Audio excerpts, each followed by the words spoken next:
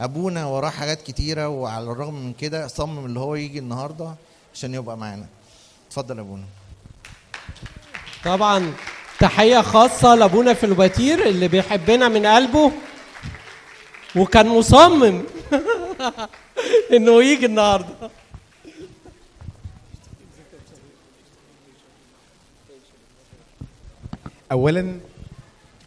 اولا مساء الخير، كل سنه وانتم طيبين. هو صدقوني فكره المشغوليه دي فكره حقيقيه، وانا كنت متردد اجي النهارده بصراحه، عشان بس اقول لكم يعني كنت متردد بسبب المشوار ممكن، وبسبب بعض لخبطه المواعيد. بقول اهو علشان هم ايه الخدام يكونوا شايفين ان ابونا بيتكلم صح. لكن هقول لكم على حاجه كويسه،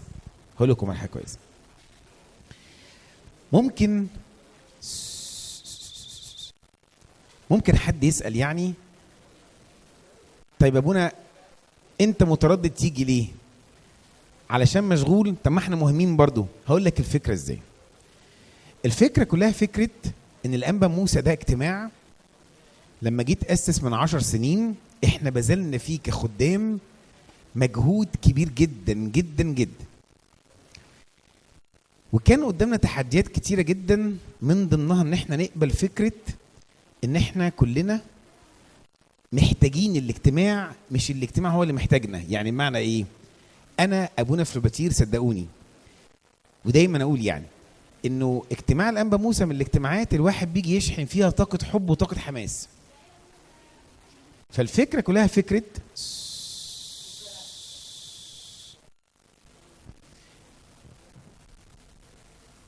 لو انت عندك حاجة بذلت فيها مجهود كبير في البداية وكنت امين في تأسيسها، هتعيش بعد كده على ثمارها. هي دي الفكرة اللي اتكلم عليها النهاردة. فالفكرة كلها فكرة انه في بداية قيامة المسيح التلاميذ كانوا بيعافروا معافرة كبيرة جدا ان الناس تقتنع ان المسيح قام بجد، وان المسيحية دي ديانة حقيقية، مش ناس ألفوا فكرة أو ناس بيدعوا ادعاء.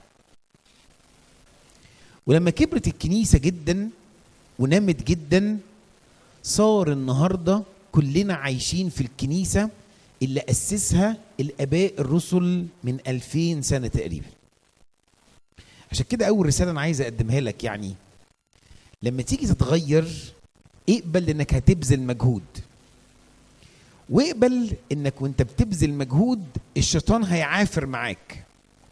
عاوز اجي الكنيسة، الشيطان يقول لك لا. عاوز اجي الاجتماع، الشيطان يقول لك لا. عاوز ابطل اشرب الحاجات الوحشة اللي بشربها، الشيطان يقول لك مش دلوقتي. عايز ابطل علاقة وحشة، الشيطان يقول لك وايه يعني، ما كل الناس بيعملوا كده. عشان كده انا عايزك تعمل فكرة مهمة جدا. اقبل ان وانت بتتغير الشيطان هيعافر معاك انك ما تتغيرش. عشان كده لو سمحتوا يا شباب، لما الشيطان يجي يقول لك الاجتماع ممل، اصلك الافكار اللي بتقدم ما احنا قلناها قبل كده، قول له ثانيه واحده بس، انا مش رايح الاجتماع علشان رايح اشتري هدوم ولا اكل سندوتشات، انا رايح اقابل المسيح. اللي عاوز يقابل المسيح هيقابله. هقول لكم على فكره حلوه قوي. دايما كنت افكر هو ازاي زكى قدر انه يجذب انتباه المسيح، والمسيح يدخل بيته ويتعشى معاه ويقول له اليوم حصل خلاص هذا البيت. ازاي؟ تعالى كده جرب انك تكون واقف في القداس وتاخد البركه من ابونا بعد القداس، تلاقي ابونا عليه ناس ايه؟ ناس كتيره جدا. طب المسيح كان ماشي وحواليه الاف من الناس، ازاي زكى لفت انتباهه؟ اقول لكم ازاي. هو كان عايز، طالما كان عايز ربنا يستجيب. عشان كده المبدأ التاني اللي عايزك تمشي بيه النهارده، ربنا مستعد يشتغل مع اي انسان مهما كانت حالته، بس بشرط ان يكون الانسان عايز. مش هينفع تكون متمسك بالخطية وعايز تقول انا عايز اتغير، مش هينفع. طب اتمسك بالخطية وعرفناها، اتغير ازاي؟ خلي دايما في عادة اسمها يوم الحد هروح اجتماع ادور فيه على ربنا. يا شباب اللي عايز ربنا هيلاقيه. 2، خلي عندك دايما لقاء مرة كل شهر أو شهرين مع أب الاعتراف. 3 خليك راجل. يعني ايه خليك راجل؟ لما الكنيسة تبقى صايمة صوم، في قداس اتناول، الكنيسة عاملة مناسبة روحها. انت هنا بتعمل ايه؟ انت بتقول له يا رب انا بدور عليك. الرسالة الثالثة والأخيرة، الفترة الجاية هتكون في مناسبات في الكنيسة.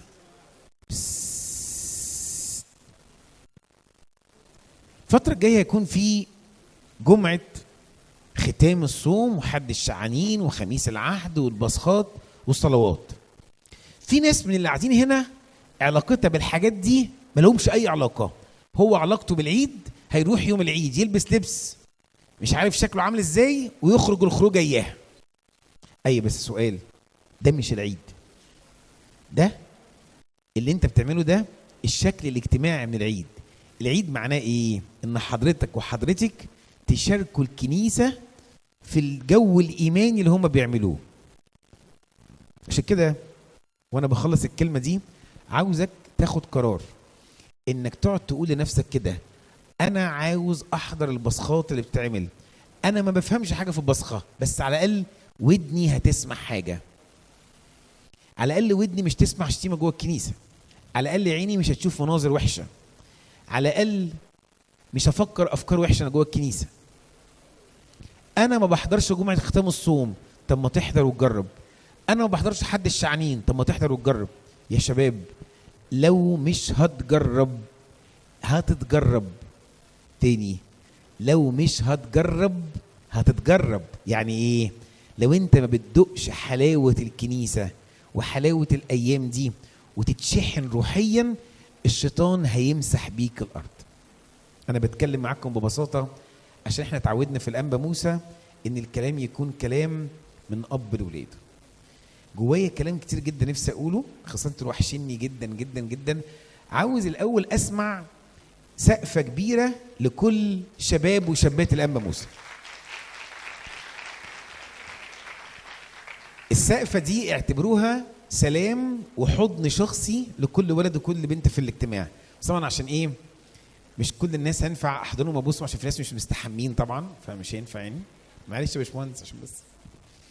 لكن ده لقاء انا بشوف النهارده دي مش العاديه، لكن ده بنقول لكم ايه؟ بنحبكم وجايين نسمع الحاجات الحلوه اللي انتوا عاملينها، جايين نتعلم منكم النهارده. ربنا يفرحكم، كل سنه وانتم طيبين. هنتفق اتفاق، عايزكم تتعهدوا قدام ربنا بحاجتين. كل يوم حد الاجتماع من الساعه كام لكام؟ ولو سمحت ضيف عليها من 5 ل8 لو انت جاي تعترف. من الساعة 5 تبقى عند ابونا عشان تعترف. بنعمة ربنا انا بكرة موجود من الساعة 5 لغاية 6 في المكتب. اي حد هيجي من الانبا موسى هدخله ومش هننتظر بره الدور بتاع الناس العاديين. ده ديل. مين هيجي بكرة يعترف؟ مين هيجي بكرة يعترف؟ ها 3 بس، 4 5 6 7. ها الصف ده ما جاش؟ الصف ده ما جاش؟ لازم 10. لازم 10. اوكي، يبقى ده وعد كلام رجاله. بكره من الساعه 5 انا موجود اخد اعترافات.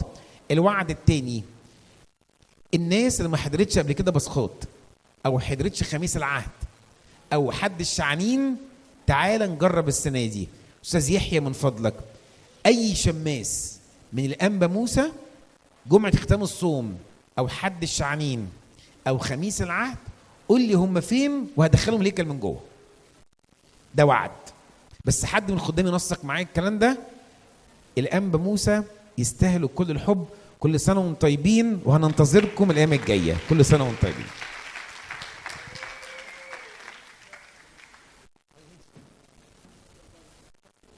عاوز اقول لابونا شكرا من قلبي على محبتك لينا. وعاوز اقول له يا ابونا قدسك زرعت الزرعه، بس ما ينفعش تزرع زرعه وتسيبها. لازم كل يوم تعمل ايه؟